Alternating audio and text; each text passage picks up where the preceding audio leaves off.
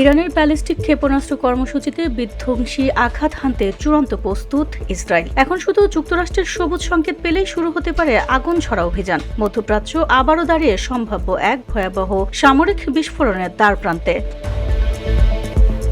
স্থানীয় সময় বুধবার রাতে ইসরায়েলের সরকারি সম্প্রচার মাধ্যম KAN এর বরাতে তুর্কি বার্তা সংস্থা আনাদুন জানায়, তেহরানের কৌশলগত ক্ষেপণাস্ত্র সক্ষমতা ধ্বংসে হামলার নীল নকশা প্রস্তুত, শুধু ওয়াশিংটনের রাজনৈতিক অনুমোদনই এখন বাকি।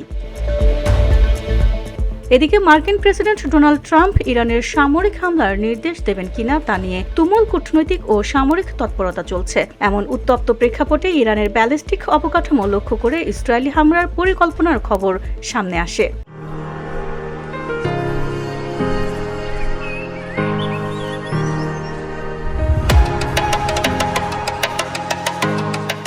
ইসরায়েলি দৈনিক হারেস জানিয়েছে, গত 24 ঘন্টা নিরাপত্তা মূল্যায়নে স্পষ্ট হয়েছে ওয়াশিংটন ও তেহরানের মধ্যে জেনেভায় সাম্প্রতিক আলোচনার পর মার্কিন হামলার আশঙ্কা আরও তীব্র হয়েছে। দ্বিতীয় দফার আলোচনার পর প্রকাশ্য আশ্বাসের আড়ালে রয়ে গেছে গভীর মতবিরোধ, বিশেষ করে ইরানের নিজস্ব ভূখণ্ডে ইউরেনিয়াম সমৃদ্ধকরণ সম্পূর্ণ বন্ধের দাবি, যা যুক্তরাষ্ট্র কোনোভাবেই ছাড় দেবে না বলে ধারণা করা হচ্ছে। বৃহস্পতিবার CBS নিউজ একাধিক সূত্রের বরাতে জানায়, চলতি সপ্তাহান্তে অর্থাৎ শনিবারের মধ্যেই হামলা চালাতে সামরিক বাহিনী প্রস্তুত রয়েছে বলে শীর্ষ জাতীয় নিরাপত্তা কর্মকর্তার প্রেসিডেন্ট ট্রাম্পকে অবহিত করেছে।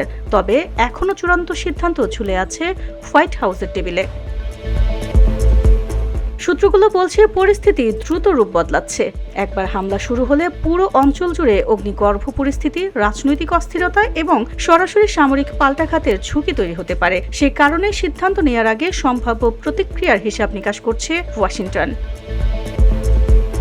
সম্ভাব্য যুদ্ধাবস্থার আশঙ্কায় পেন্টাগন ইতোমধ্যে মধ্যপ্রাচ্য থেকে কিছু মার্কিন সেনা ও কর্মকর্তা সামরিকভাবে ইউরোপ বা যুক্তরাষ্ট্রে সরিয়ে নিচ্ছে বলে কর্মকর্তারা জানিয়েছে। সব মিলিয়ে যুদ্ধের ডামাডোল এখন গুঞ্জন নয়, বরং সময়ের অপেক্ষা। পরিস্থিতি যে কোনো মুহূর্তে বিস্ফোরক মোড় নিতে পারে। ভিওটি বাংলা নিউজ ডেস্ক।